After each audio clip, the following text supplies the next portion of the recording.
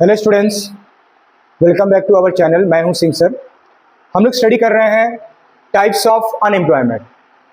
So there are 6 types of unemployment. First is frictional unemployment, second is structural unemployment, third is cyclical unemployment, fourth is seasonal unemployment, fifth is disguised unemployment and sixth is open unemployment. So there are 6 types of unemployment. So we are going to study one by one. First is frictional unemployment. क्या होता है frictional unemployment?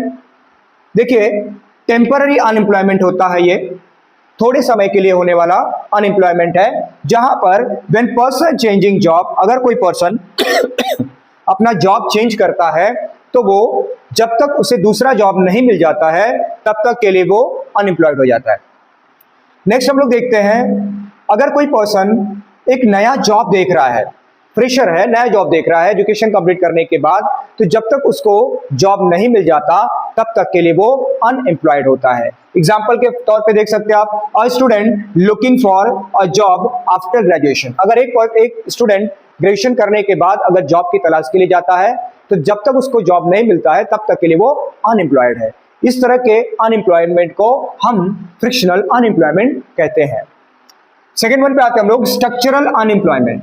Structural unemployment में क्या होता है कि when there is a mismatch between workers skill and job. जब worker के स्किल और जॉब के बीच में कोई मिसमैच होता है, यानी दोनों के बीच में तालमेल नहीं बैठ रहा होता है, तो ऐसे अनएम्प्लॉयमेंट को हम स्ट्रक्चरल अनएम्प्लॉयमेंट कहते हैं। Example, old skill become useless due to new technology.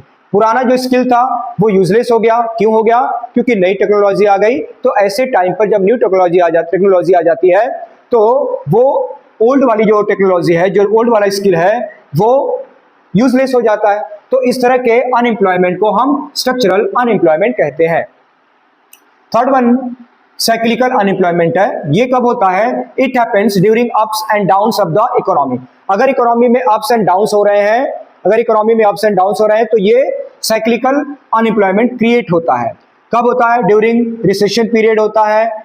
Recession period के टाइम पर कंपनी हायर करती है फेवर वर्कर्स को हायर करती है। तो ऐसा जो भी अनएम्प्लॉयमेंट है वो सब साइक्लिकल अनएम्प्लॉयमेंट में आता है।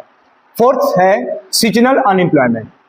कब होता है? When jobs are available only during certain season of the year. ये तब क्रिएट होता है जब जॉब कुछ सर्टेन सीजन के लिए ही अवेलेबल होता है। ये कहां दिखाई देता है हमको? ये अनएम्प्लॉयमेंट हमको दिखाई देता है एग्रीकल्चर में, ये अनएम्प्लॉयमेंट हमको दिखाई देता है टूरिज्म जॉब में, क्योंकि ये दोनों ही सेक्टर सीजनल सेक्टर में आते हैं, सीजन पर बेस्ड होते हैं, सीजन पर आधारित होते हैं, एग्रीकल्चर भी और टूरिज्म भी। नेक्स्ट है disguised unemployment. When more people are employed then actually needed. जितनी लोगों की जरूरत है उससे ज्यादा लोग एम्प्लॉयड हैं, लेकिन कोई भी एक्स्ट्रा प्रोडक्शन नहीं होता है, तो ऐसे टाइम पर हम कहते हैं कि वो डिस्गस्ट अनएम्प्लॉयमेंट है। Too many workers on a farm. जैसे एक ही फार्म पर, एक ही खेत में बहुत सारे लोग काम कर रहे हैं, जबकि उस काम को करने के लिए कम लोगों की जरूरत है और काम करने वाले लोगों की संख्या ज्यादा है।